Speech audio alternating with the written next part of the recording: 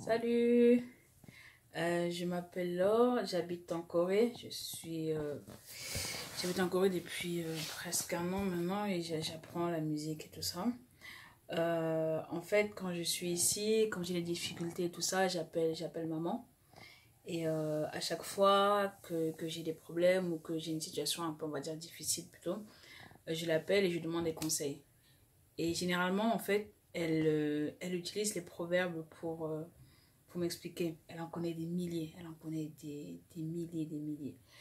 Euh, donc au départ, je me suis dit, je vais l'écrire. Et après, bon, comme je suis une flemmarde, j'ai décidé de le faire par vidéo pour pour rendre hommage à maman, en fait, par rapport à tous ces conseils qu'elle me donne et tout ça. Et puis après, on verra la suite, on verra. Hum. Donc j'ai décidé de faire des vidéos, d'en faire peut-être une par semaine. Et en fait, à chaque fois, à chaque proverbe qu'elle me donne, je vais l'illustrer par du vécu. Je pense que c'est plus simple à expliquer et j'essaierai de donner des conseils si c'est possible. Ok. Le premier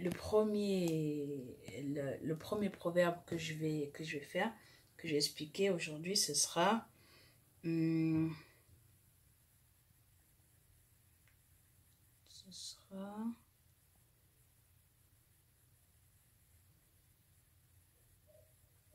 alors, elle dit, le fruit que tu manges est bon dans ta bouche et non dans celui de l'autre. Ça veut dire que personne ne peut t'aimer plus que toi-même.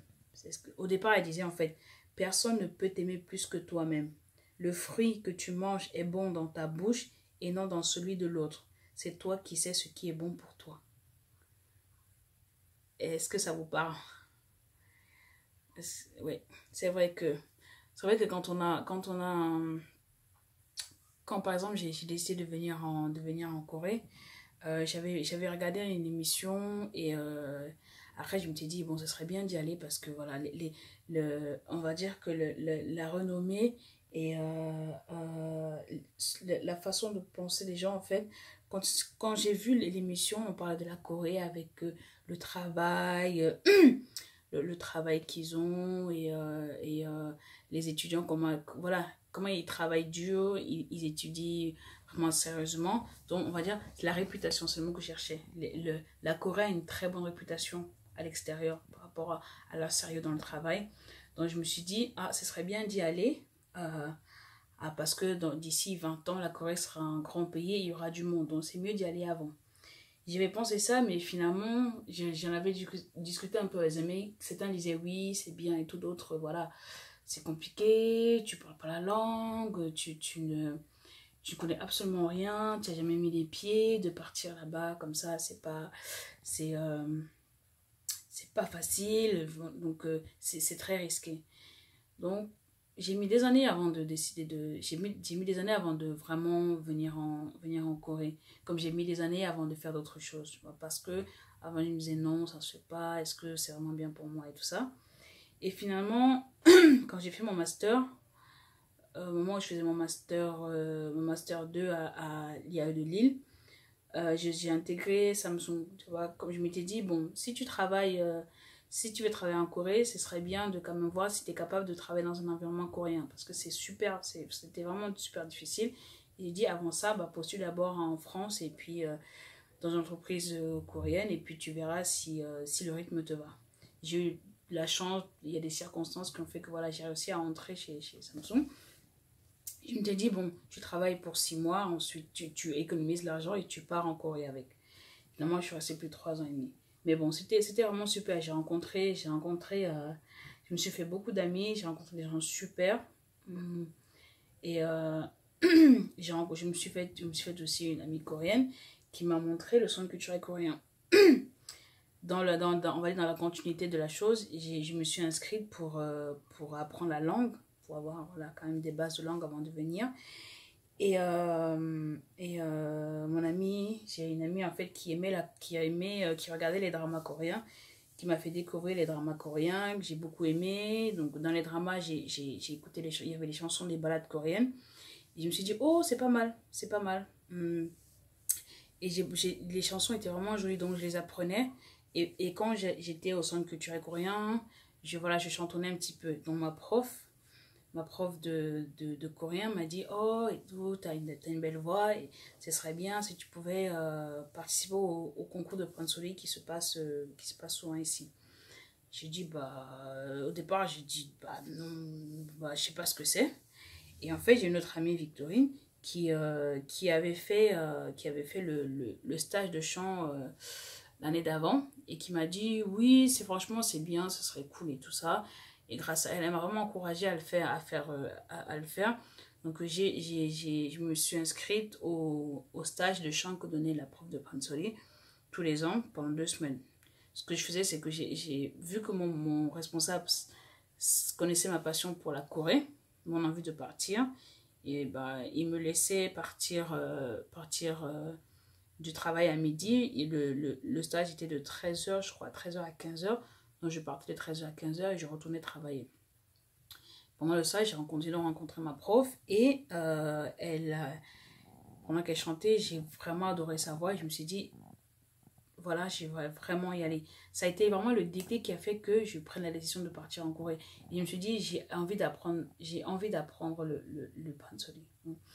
Donc, à partir de là, j'ai commencé à mettre les choses en place à préparer le voyage et tout ça.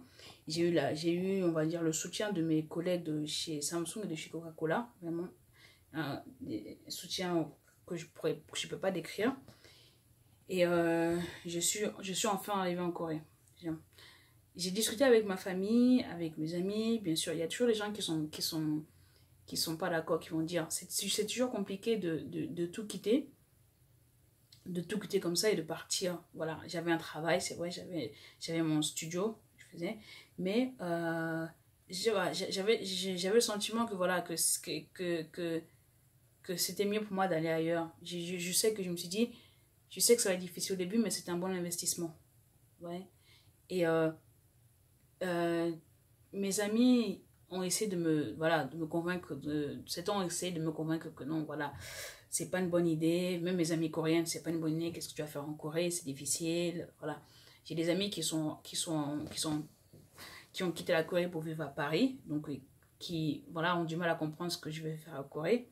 Mais bon, chacun sait ce qu'il cherche. Et moi, au fond de moi, je savais que je pense que c'était la bonne décision. C'était une bonne décision qu'il fallait que je parte. Et finalement, j'arrive ici. Au début, c'était très, très compliqué. Très compliqué. Mais le fait que ce soit un choix, le fait que ce soit... oui, vraiment que ce soit un choix, fait que on trouve la force de supporter les difficultés. Ouais. Quand j'étais à Paris avec le travail et tout ça, et psychologiquement, c'était compliqué. Je ne sais pas comment décrire. Tu as l'impression que voilà, les gens vont dire, voilà, tu as tout, mais psychologiquement, c'est compliqué pour toi. Tu es pas bien. Ouais. Ici, malgré les difficultés financières et la recherche de logement, psychologiquement, j'étais très bien, ce qui fait que je pouvais surmonter beaucoup de difficultés. Et j'ai eu la chance que j'étais bien entourée aussi. Ça joue aussi. Je ne sais pas si en venant toute seule, sans amis et sans connaissances ici, ça serait passé de la même façon. Je ne sais pas. Mais je pense que je me serais quand même battue je me serais quand même battue pour réaliser, pour faire quelque chose. Maintenant que je suis ici, j'ai vraiment envie de réussir quelque chose. Parce que je sais que plus tard, ça va payer. Vous voyez, je ne travaille pas dans une entreprise. C'est vrai que j'ai travaillé 3 ans et demi chez Samsung, j'ai travaillé presque 1 an chez Coca-Cola. En contrôle de gestion, j'ai de l'expérience. Donc, j'aurais pu intégrer une entreprise. Déjà, j'avais la barrière de la langue qui fait que voilà, c'est compliqué. En venant ici, il faut quand même parler la langue. C'était compliqué. Mais bon, on va dire, un autre proverbe de maman a quelque chose, malheur est bon. C'est que cette barrière de langue a fait que j'ai eu des difficultés. En fait, j'ai pas trouvé de travail. Et j'avais le temps pour réviser le chant, pour prendre plus de cours avec mon professeur, pour étudier, en fait, à l'université la langue. Et voilà, les circonstances ont fait que voilà, cette difficulté-là ont fait que j'ai cherché du travail. Et sur Internet, j'ai vu une offre de la chaîne KBS et au Tip Charles. Je me suis inscrite et voilà, j'ai eu la chance de faire l'émission et tout. Et ça s'est bien passé. Donc, ce que je veux dire, c'est que c'est vrai que quelquefois, on se sent bien quelque part, on se dit, voilà, on a tout ce qui est matériel, est-ce que les gens disent, voilà, que tu as l'argent, tu as ta maison, tu as un truc, voilà, forcément, tu es bien. Mais c'est pas forcément quelque chose, c'est pas forcément sur ça qu'il faut s'arrêter. Et si je m'étais arrêtée là, je serais à Paris. Maintenant, je serais peut-être malheureuse, je ne sais pas. Mais j'ai pris la décision de partir parce que je savais que c'était quelque chose de bien pour moi. Et je suis toujours convaincue aujourd'hui que c'est bien pour moi. Donc, c'est vrai que quelqu'un d'autre va arriver en Corée, quelqu'un d'autre, un étranger va arriver en Corée, il va avoir, il va avoir un travail stable, une famille et tout, mais il ne sera pas heureux. Vous voyez? C'est-à-dire que à Paris aussi, il y a des gens qui n'ont pas tout ça, mais qui sont heureux. Qui n'ont pas de travail stable, on va dire. Mais le fait d'avoir quelque chose qu'ils aiment faire, fait qu'ils sont heureux. Donc, je pense que le plus important, malgré la difficulté, si vous êtes convaincu, si vous êtes vraiment convaincu au fond de vous que voilà, ce choix est le bon, même si c'est risqué, vous pouvez y arriver, vraiment. Si c'est un choix, quel que soit l'endroit où vous allez, c'est un choix personnel, les difficultés, je pense que vous arriverez à les surmonter. Psychologiquement, si vous êtes bien, on me dit que voilà, la santé, oui. La santé psychologique, et je pense que quand on dit bien, le psychologique, je crois que ça va être 80% et le physique, voilà. Le psychologique, c'est ça. Comme des malades voilà, qui guérissent comme ça, sans qu'on le sache, c'est que psychologiquement, on dit comme pour un malade, on dit il faut être, il faut avoir des idées positives et tout pour pouvoir guérir. C'est pareil, c'est pareil. Quand vous êtes quelque part, voilà, moi je suis là, je me dis, il faut, je veux réussir, j'ai envie de faire quelque chose de bien ici. C'est un choix. Mon choix n'est pas, quelqu'un viendra et ne vivra pas forcément la même chose.